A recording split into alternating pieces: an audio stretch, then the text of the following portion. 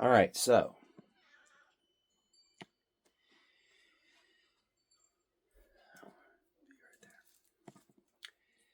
today, Father wants me to give a. I feel like this is parts prophetic declaration. This is also understanding the knowledge for why that we are living in the time we're living in and why we're experiencing a lot of the things we experience. You guys know, everybody who's ever listened to me do and teach anything, that I don't ever rehearse or plan anything that I'm going to say before I do it, because I'm Father's vessel. And what he wants to say, he's going to say it. And he's going to say it when he wants to say it. And if anybody out here, if any minister or any teacher rehearses what they say beforehand, or they sit down. I heard one time a man say that he was shadowing to become a preacher. And he said that he was shadowing the man who was helping him to become a preacher, and he would write down these long sermons, and then he would have to run it by his pastor, and his pastor would examine it and look it over, and if he said it wasn't good enough or he didn't like it, he would redact certain things and say, now go and try again. That's an absolute abomination. Father speaks through us what he wants. In fact, for people that like scriptural precedent, to know I'm not just pulling things out of my backside, Joshua told his disciples, he said that when they were took before governors and officials and leaders to defend the truth, he told them explicitly not to worry or think about what they would say beforehand, because he said, your Father will speak through you. So when the time was coming and I was getting ready to give this message today, I kept hearing a word repeating in my mind over and over and over again, and it was loud, and it was intense, and I could feel a lot of emotions behind it. I could feel anger. I could feel vindication. I could feel an ominous sense of foreboding on a cosmic level that all I can describe is like a cacophony in my head. And it was freedom. But not in a good way. I didn't hear freedom in a good way. What I heard, we live in a world that is grossly and exorbitantly is another word which basically means something that is in a very overabundant amount. We live in a world that is grossly and exorbitantly free. What I mean by that is we live in a world where humans, have become free from everything to their own detriment and their own hurt. They have become so free, people have become so rebellious in their freedoms the world over, especially in the United States of America, that they have become reviling, detestable workers of iniquity in the eyes of Yah Almighty. People have become free from his laws. They have become free from his commands. They have become free from that which gives order to this world. Every facet of our fallen society can be boiled down to one thing, and it is an over-prevalent degree of freedom from Yah Elohim. A lot of people don't like reading the First Covenant Scriptures, the Old Testament. That's right. We've heard that a lot. A lot of people don't like it. I know most Christians I know hate reading the Old Testament. Can't stand it. They say it's too bloody, too violent. They say it contradicts too much of course, so many Christians see Yahshua as being God, but it contradicts too much with the peaceful vision they have of Father in the renewed covenant, the New Testament, where they think he's all peace and all love, and he's no wrath and no anger anymore. It's just all forgiveness. You can do whatever you want to do practically. Versus Old Testament, where he is vengeful, he's wrathful, he's still merciful. There's no denying that. He's still merciful in the Old Testament, more than what he needed to be. But he is just, he's authoritative, he's to the point. You do what he says, or you pay for it. And all throughout the First Covenant Scriptures, all throughout the Old Testament, whether it's the Pentateuch, the first 5 books, from Bereshith, Genesis, to Devarim, Deuteronomy, all the way from the prophets, especially the prophets. I love the writings of the prophets. All throughout, Father shows that I am not a being you cross. You cross me at your own detriment. The Torah laid out very explicitly that if you observed and you followed Father's commands and you listened to him, he would prosper you. He will benefit you. He would enrich you because you were glorifying him and being obedient to him. In fact, Father values obedience and he values faithfulness more than he does anything else, because in the first covenant in the Old Testament, specifically in the writings of Samuel, when Samuel went to Shaul, he went to Saul, the first king of Israel. And he was told by Father that he was to chastise and declare a word of detriment upon Saul, because Father told him he was to go out and he was to commit genocide of an entire group of people, the Amalekites. Well, the Amorites. Sometimes those groups of people really kind of coalesce together because they were all very closely interrelated. Basically, he told Shaul, he said, you will go out and you will destroy these people. Completely annihilate them.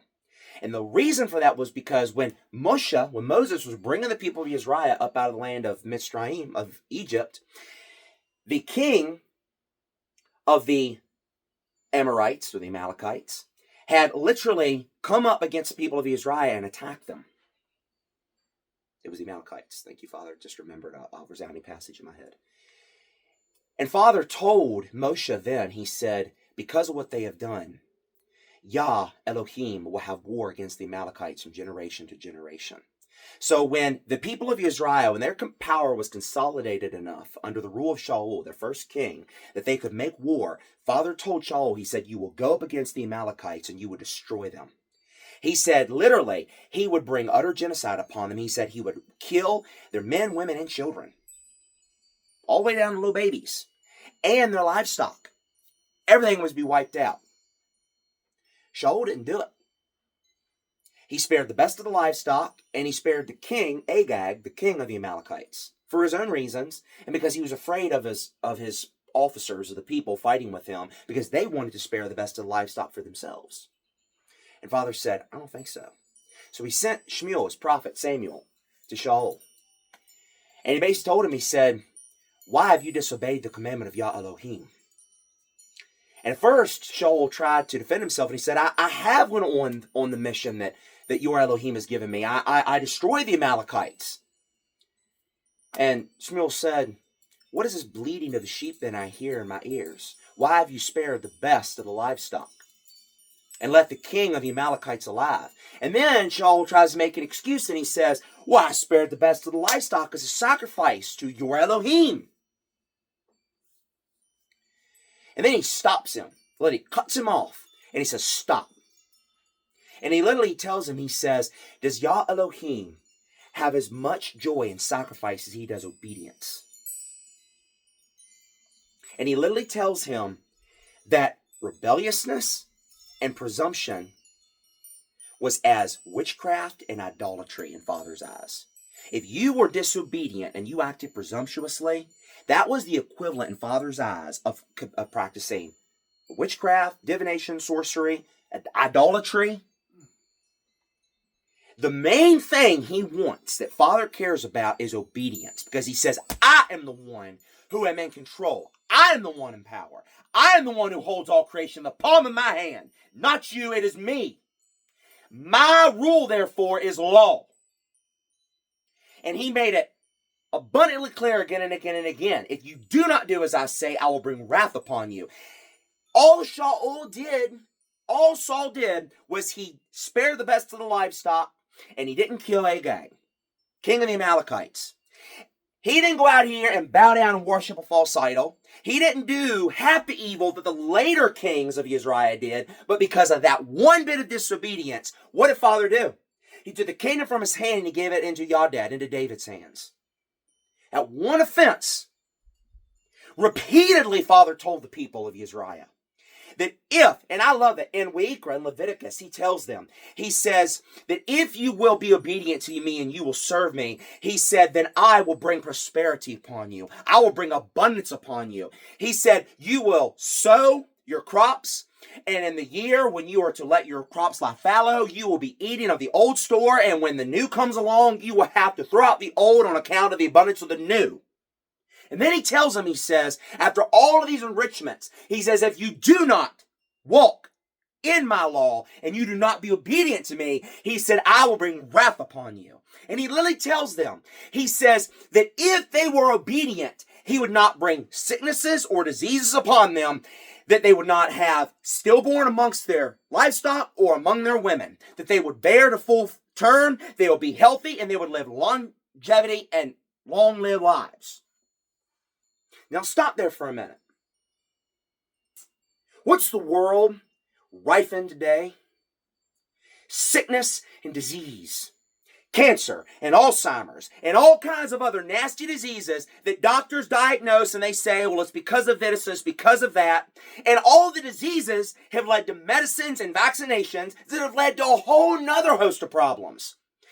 Polio became a thing, so they created a vaccine for polio. And after the advent, the boom of vaccines in the 19th century, 18th, 19th centuries, now you're seeing people being born with all kinds of these weird issues. Autism and Down syndrome. Things that back in ancient times you never heard of. Disease started to run rife in this world a couple hundred years ago. Diseases popping up we never saw. But this world, for over 2,000 years, has not known to bow their knee before Yah Elohim. They have either committed idolatry in pagan nations, or Christians have bowed their knees to a false Trinitarian God and not calling upon the true living Elohim. A world for 2,000 years that has not known Yahweh. If you do not know the true living Creator, how can you be delivered from sickness and disease and infirmity and know the healing and the remedy to all the things that have afflicted this world if you don't know who to worship anymore and who brought that affliction upon you? And that was the worm's plot, to first make the world forget who Father was, to make pagans worship pagan idols, and then to take the Son of Yah and make him Yah so people would worship the Son and not the Father, so nobody would know who to worship anymore. If you don't know where the punishment and the wrath is coming from, you can't repent. So all you can do is make a band-aid after band-aid, patch after patch, false remedy after false remedy. Diseases became rife. And what did mankind do? Because they don't know Father. What did they do instead? They said, okay, let's start developing medicines to try to combat these sicknesses. So they come out with medicines and then vaccinations. And look where we are right now in the year 2026. Humankind is sicker and more weak and infirm than ever. You go out to town, you look at people. I look at young people today. Guys are sickly, skinny, and small. They're not tough and strong and thick. Girls walk around looking like tiny and small and emaciated. They have no natural womanly curves. People are sick more often than they ever have been. Children are being born with all kinds of sicknesses and diseases. People are being ravaged by diseases and sicknesses. Hospitals are full of people. And because of all the sicknesses and the diseases and the lack of people knowing Father and knowing to trust in Him, you also have things like insurance. Everybody's insured now for everything. Homeowners insurance, car insurance, health insurance. People are so scared of everything because of all the disasters that now fall upon the world. They have to take insurance out and trust in man to fix things because they're so scared of everything that goes wrong that they try to insure themselves in case and when something goes wrong. Because they don't know how to have faith in the one who keeps them safe. Because they don't know who He is. And you cannot literally go to 99% of churches and find out who He is. You get led deeper down the path of deception.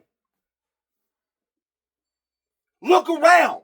Father flat out said, and reading the scriptures, Father flat out said to the people of Israel, if they obeyed Him, there'll be no sickness, there'll be no stillborns. Sickness is rife in the world, everywhere. They say cancer is your body attacking itself, basically. What sense does that make? That a disease suddenly sprung up out of nowhere. It didn't come from mice, infected mice, or a fungus. Cancer suddenly popped up out of nowhere, literally out of nowhere, like AIDS. And it's your body attacking itself. The greatest disease in the world, cancer, attacks people out of nowhere. Your body just decides to start attacking itself. Father created a disease. No.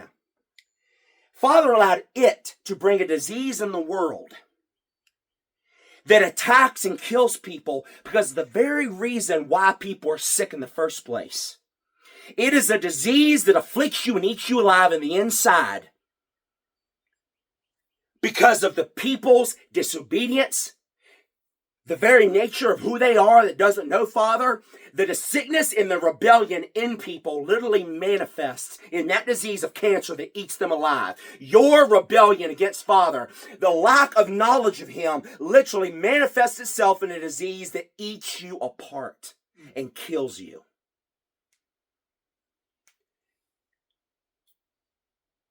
And He told us and warned us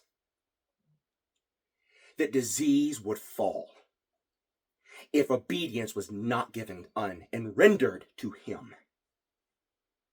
And it's even worse now. People aren't so much having stillbirths. They don't need to, because now they're killing babies in the womb. The sin and the sickness and the rebellion against Father has led, He says, I don't have to stillborn your babies. Because in your filth and your sin and your rebellion, you kill them yourself. And if you don't rip them out of your body, then because of your rebellion and because of your sin and because of the diseases I brought upon you, because of your evil, then you pass your sickness on to your children and you bring them into death before they even take their first breath. And all of it, all the sin and the sickness that's festered for hundreds of years, well over 2,000 years, playing in it largely at the very foundation and the building of the Roman Catholic Church. When it used these evil, wicked, pagan Romans to infect the truth that our brother gave his life for, a truth that was meant to be a remedy to cure all ills. And when it saw that it couldn't wipe out that truth, instead it infected it. When the Roman Catholic Church was built up, it infected and corrupted that truth, and those who taught it, and those who stood for it. And then, once the truth was corrupted and it became the new predominant power of the world, the Roman Catholic Church, read your history, I've done a lot of it. The Roman Catholic Church literally became the imperial power, essentially, and a power that affected every corner of the world. And affected it and continues to affect it to this day. So when the cure to disobedience and the sickness that it rots, that Father gave through Yahshua, that truth, that pure truth was corrupted. Who then could go into an assembly to be healed, to find the truth, to heal them from their sickness and their rebellion? How could they then go and be healed when the very truth that they were supposed to go to has now been tainted by lies? And it spiraled hundreds of years, the medieval ages, all the way up to the time of the British Empire, all the way up to the time of the Revolutionary War, all the way up to the time of the founding of the United States of America. You know, the founding fathers and the colonials fought against Britain for independence and freedom because they wanted governmental libations and freedom from taxation, but they also wanted the ability to worship in their own way because of the way that the anglicized British church was forcing people to worship. The anglicized version of Christianity was just as wrong as the others, but many of the colonials, many of the founding fathers who led the Revolutionary War, they wanted also religious independence. And all that sounded good on paper. Freedom for the common people, government for the people, by the people. But go to your scriptures. Did the Torah, when Father brought people of Israel up out of Mitzrayim, out of Egypt, and He gave Moshe the commandments, was the commandments meant to instill a government by the people, for the people? It was for Yahweh, by Yahweh, for people to worship Him and bow the knee before Him and proclaim Him as the only living Almighty. No. The government that Father instituted was His laws, His practices for His glory, and He flat out stated again and again and again that there was to be no worship of anything but Him. Every single law of Torah, every law, I don't care what it is, Of all of them, 613, two were first spoken by Yahweh himself on top of Mount Sinai when he spoke in fire and in thunder that shook the world. The first two commandments he said, the very first one is, I am Yahweh, your Elohim. He said, and you shall have no other Elohim but me.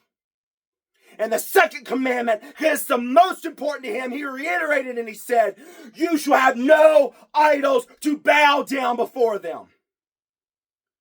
And he told the people of Israel again and again, he said, if idolatry is found in your borders, and I don't care if it's your family, if it's the person you love, a friend who's like your own soul, I don't care if it's your children or your spouse. He said, if you find idolatry being committed in your borders, he said, you bring it to the leaders and they go to that person and they will execute them. And if a whole town is found guilty, he said, you will slaughter that town and you will burn that town to the ground and you will tear down their stones and leave no remembrance of them. The first two commands, no other deity but me. No idols, no altars. And the first thing Father told them to do when they went in, they took that land, was he said, you will wipe out the memory of the pagans I'm casting out before you. And he said, you will tear down the memory of their idols. You will cut down their Asherah, and you will burn their carved images and idols. You will not worship me like they do. And I go out here to Harrisonburg where I live, and right near the main entrance of town, there's an Islamic mosque to an abomination. Every single state in this nation, every country has got some kind of pagan altar. Islam and Hinduism, there are idols. You can go. People literally, I've seen them. People have old Asherah poles from the ancient old idolatrous Middle Eastern era. You read about in scripture. I have seen pictures of people who have statues and carvings of Baal and Asherah in their front lawns. In this country today. It is evil. It is wicked. In the very founding charter of this country, freedom of religion. That is disgusting. There is no other faith or religion but Yah Elohim. He and He alone is to be worshipped. And any government, and any leader, and any power should ensure that it is only His name be uplifted. And if anybody takes a stone or buys a plot of land to put an idolatrous monument there, they should be stopped. It should not be allowed. It is an abomination, and we look at the evil that festers. There are other nations that laugh at us because of how corrupt and how divisive and how crazy our country is right now and how lost and evil it is. There are countries that laugh at us because of things we allow. And there is so much wrong. Common low-class people are struggling just to buy food. Diseases runs rampant. There are insane people walking our streets. You see people walking around on the streets on the sidewalk, and you can really see the craziness in their eyes. There is insanity and sin and children being ripped out of the womb piece by piece in hospitals. Whole cities that light up their buildings in a monument of glory because laws are passed that allow babies to be ripped out of the womb. There are people that are going into hospitals and being allowed and funded to have their genitalia ripped off and reassigned because it's liberalized, progressive, forward-thinking theology and ideology, and they celebrate it. And people have the audacity, politicians and conservatives and so-called Christians have the audacity to say, oh, why is this happening? Why is our country so stricken and so lost? Why are we so beleaguered? And all these same Christians, when they pray, they bow down and they say, oh, Lord God, Jesus, please save us. And all Father hears is idolatry and of disobedience and lies. He says, where am I hearing anyone who speaks that knows my name?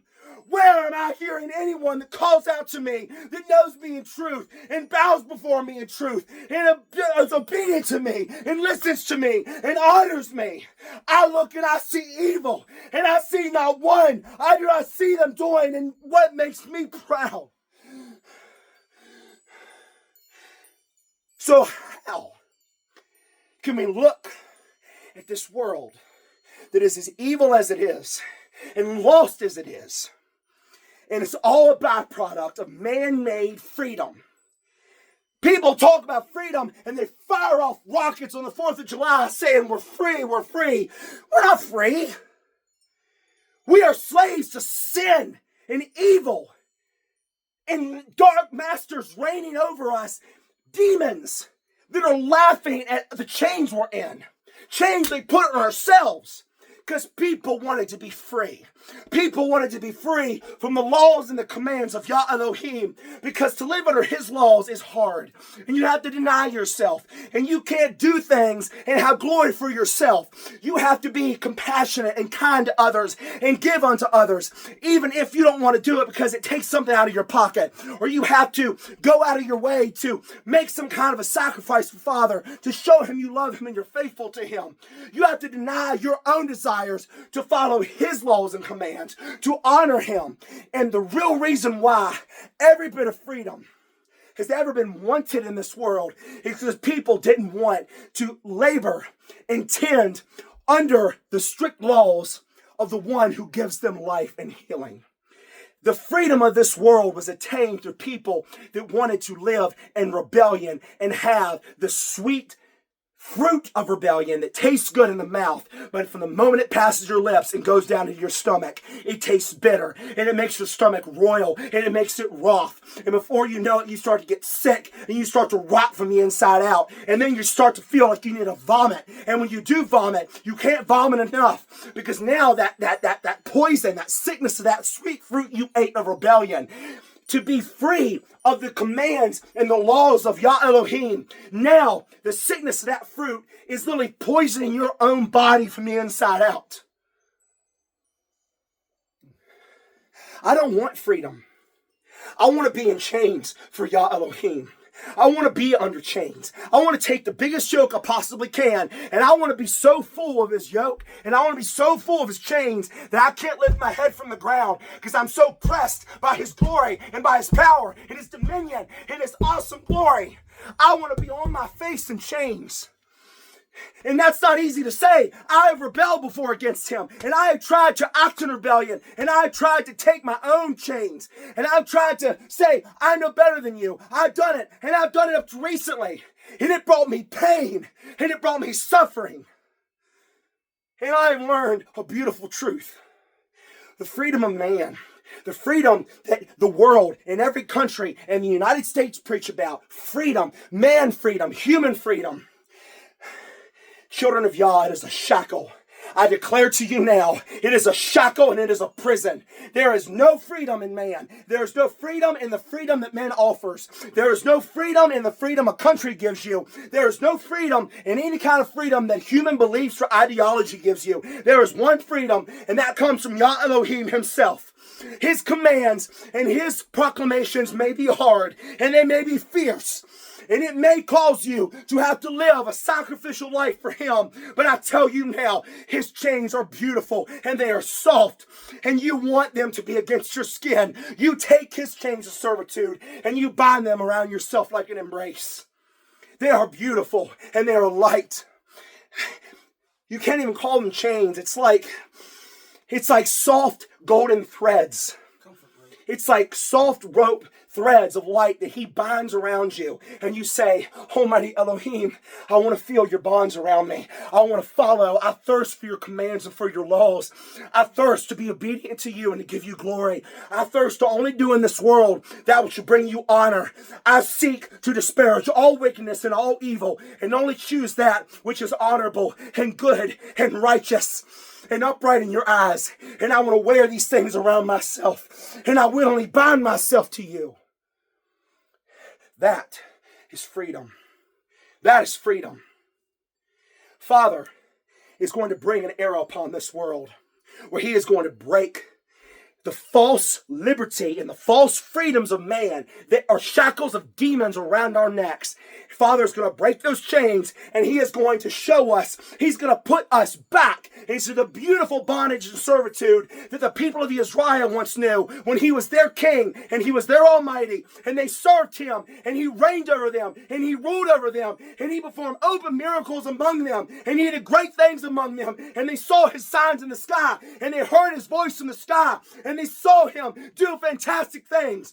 He is going to put us, his children, back into his loving bonds of servitude again. And we will never again fall into the chains of demonic bondage, upon the chains of man. He will take every evil, he will take every demonic person of every seat of power throughout every nation, and he will break their thrones, and he will break their power, and he will establish upon this world an empire and a kingdom for his glory, in his light, in his honor. And we will all, those of us who want to see the days of these prosperity, will come and kneel, and we will call out to the heavens, and we will say, Almighty Elohim, I will wear your bonds, and I will wear your chains, because they will give me freedom. And then there will be light, and then he will take sickness from us, and we won't suffer with the sicknesses and the hurts and the pains that we feel now, the pains that keep us awake at night, and the fears that keep us awake, and the fears of the wars, and the fears of the pestilences, and the fears of the plagues and the diseases and the famines. He will lift those things, because when he looks upon the world from his great almighty abode, he looks upon this world in this era that is to come. He will not look upon the world to see darkness, only flecked with a few lights. He will look upon this world in every nation, and he will see lights, hundreds, thousands, millions of lights, his children who will make this new empire, this new kingdom, and they will all converge as one with such a bright light that when he looks from his mighty throne to what is his footstool, he will see nothing but a world that blazes his light back at him. And he says, in that time, he says, my children, I now lift upon you the diseases and the sicknesses. Bask in my glory, bask in my renewal, and bask in these days renewed. Renounce the freedom of the world, and renounce the freedoms and the illusions that these people preach. This nation and every politician and all these people, the freedoms of man, it is not freedom. It is a chain. It is a lie. Only Yah Elohim, only he offers the true deliverance and the true salvation of freedom. And it is beautiful. Yahweh wrote in his Psalms, he understood the beauty of bondage and servitude to Yah. And he said again and again, he said, I hunger. He said, I thirst for your commands and for your laws, for they are sweetness to my tongue. They are liberty to my life. Because even in the hardness and even in the strictness of his laws and his commands, there was life and beauty. And when Yahshua came and he opened up the way for spiritual release, he wasn't doing away with those laws and those commandments. He was bringing a whole new beautiful flavor and texture to them. And Yahshua was saying, follow the commands of Elohim. But know that even as you follow these commands, and even as you taste of their sweet obedience in the same breath, now he, the Elohim of Elohims, has given me to you as a drink of life. So now you may drink of me this cup while you eat of the commands of my Father that are sweet to the tongue, and drink of this my blood that is as a sweet nectar, so that even as you are restored on the outside while you live upon this plane, your insides are renewed and given eternal restoration through the blood that is ensured that when you leave from this plane and these laws and these commands of my Father, you will go to be in the domain of my Father, and you will live in eternal harmony of his glory, where there need be no command and no law, because all beings who live in my Father's home, they do only that which pleases him, for there is not but the glory and the radiance of Yah Elohim. Indrisi Platonach, Hasvrati Tosnamach, Habratifach, Nasaravitach, Babirikandas, Batronkastanach, Hib Balukathini, Sharokamavi, Nabrata Sruivik, and Bagwith, no Sulukatavahi.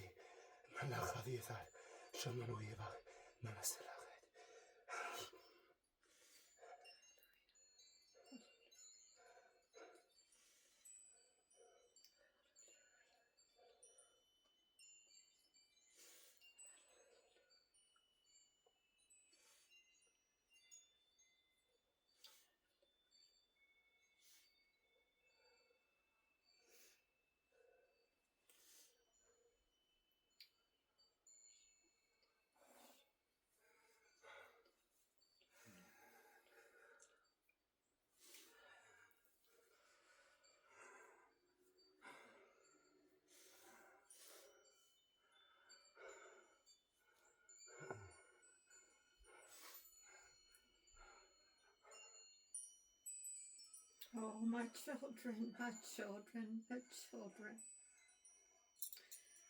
I sent you my son to make things better and easy for you. Yet, you want to control me. Where were you when I laid the foundation of the world? Look up, because your redemption draws nigh. You cannot follow the enemy of this world and follow me too. You serve one master and one master only, and that is the living Yahweh and the living Son